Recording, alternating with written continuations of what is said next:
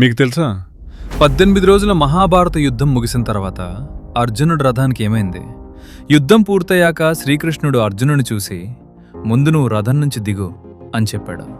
అర్జునుడు మనసులో అనుకున్నాడు, రథసారథి కృష్ణుడే కదా, ముందు దిగాల్సింది ఆయనే కదా, నన్నే ఎందుకు దిగమంటున్నారు అని. కానీ కృష్ణుడి మాటే శాసనం అనుకుని అర్జునుడు రథం నుంచి దిగిపోయాడు. అప్పుడే శ్రీకృష్ణుడు కూడా రథం నుంచి దిగాడు. అదేదే క్షణం రథంపై ఉన్న జెండాలోని ఆంజనేయ స్వామి రూపం అదృశ్యమైంది.